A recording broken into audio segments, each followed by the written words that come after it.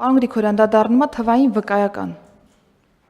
Ուրեմն մենք պիտի թվային վկայականի գաղափարը առհասարակ հանենք մեր այս օրենսդրական փաթեթից եւ ասենք ուղղակի թվային տվյալներ են մուտքագրվում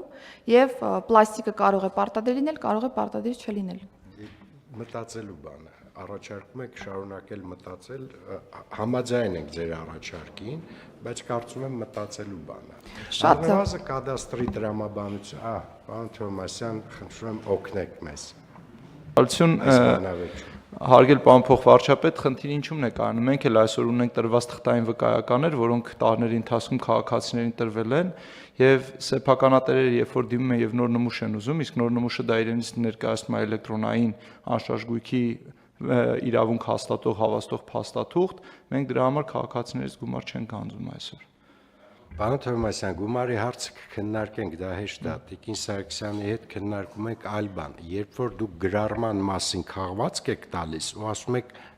այո, դուք սեփականատեր եք, որովհետև պետական գրառում կա էլեկտրոնային, այն մասին, որ գույքի սեփականատերը դուք եք։ Եթե ձեզ պետք է թղթային, խնդրեմ, վերցրեք այս քաղվածքը եւ ցանկացած տեղ կարող եք ներկայացնել որպես ապացույց, որ սեփականատերը դուք եք։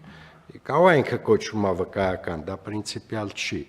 Մենք ինչ ենք անում, տալիս ենք գաղտնաբար ծածկագիր ընդամենը, քաղվածքն սեփականատիրոջը չենք տալիս որևէ, այդ գաղտնաբար ծածկագրով մեր էլեկտրոնային բազայում որոնում են կատարում եւ համապատասխան փաստաթուղթը հենց այդ բանը գեներացվում է եւ մարդիկ տեսնում են ինչ գույքի նկատմամբ ով ինչ սեփականության իրավունք ունի։ Դուք ավելի մի քայլ առաջ ենք գնում, դուք ուղղակի հասանելիություն եք տալիս պետական գրառմանը։ Այո, բոլորը կարող են որոնել մեր բազայում, ցանկացած պահագայում եւ տեսնել այդ համապատասխան տեղեկատվությունը։ Տիկին Սարգսյան, հասկանում ենք, որ հիմա սենց այս քննարկումը ավելի շատ ապագայի մասին է։ Մենք կարող ենք հասնել նրան, որ գույքի նկատմամբ իրավունքների կամ այդ թվում շահագործման իրավունքը վերջում դառնա ուղղակի հասանելիության կոդ, որով ցանկացած հետաքրքրվող հնարավորություն ունենա այդ կոդով հասանելիություն ունենա պետական գրառման այդ գույքի մասին, ով է սեփականատերը, ով իրավունք ունի շահագործել, վաղը մյուս օրը ապահովագրված է թե ոչ, տեղ զննում անցած է թե ոչ, այս տրամաբանությամբ։ Քրան, այո, բայց ոչ հենց հիմա, որովհետև հաշվառման քննական ստորաբաժանումների բիզնես գործընթացների վերլուծության արդյունքում պիտի մեր ամբողջ թվային հարթակը փոխակերպենք այս տրամաբանությամբ։ Մեր մոտեցումը հենց դա է, որպեսզի հետո շատ ավելի քիչ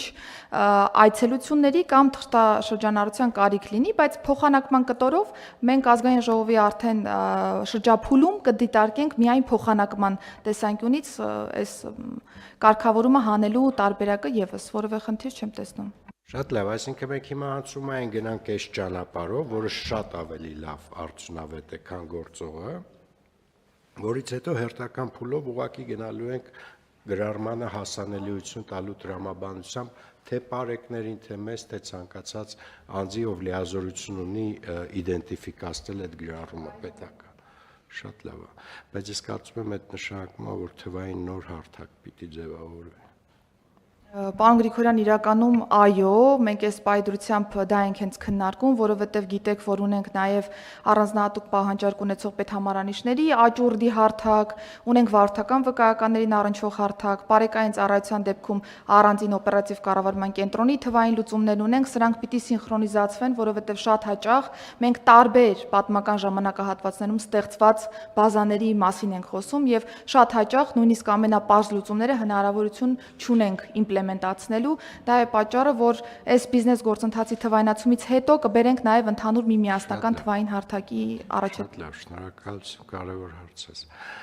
Համեցեք, պարոն Հարություն։ Գրիգորյան, իմ հարցին վերադառնալով այս ժամկետների հետ կապված, մենք հիմա ներողություն Տիկին Սարգսյան, մենք հիմա ժամկետները ամրագրում ենք օրենքով։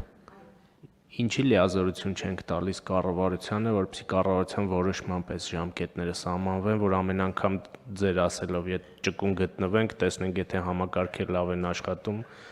ժամկետները կփոխենք։ Հիմա լիազորություն տանք կառավարությանը, ժամկետները կառավարությունը փոխի։ Այստեղ խնդիր կա իրավական առումով։ Անկեղծ ասած, մենք ի սկզբանե այդ տարբերակով էինք գնացել, պարոն Հարությունյան, բայց կոմիտեի քննարկման շրջանակներում պետական турքերի սահմանման համատեքստում ֆինանսների նախարարությունը նաև բարձրաձայնեց, որ վերջին տարիներին ընդունելի մոտեցում է համարվել պետական турքերի կտորը հենց օրենքում հստակ ժամկետներով սահմանելու, բայց սա կշարունակենք այս թեման քննարկել, ես եւս համաձայն եմ, որ կարելի է շատ ավելի ճկուն լինել, նաև օրերի փոփոխման տրամաբանության մեջ եւ արդեն ազգային ժողովի փուլում, եթե եկանք ընդհանուր կոնսենսուսի, սա եւս կխմբագրենք։ Շատ լավ, կան այլ հարցեր, հարգելի գործընկերներ,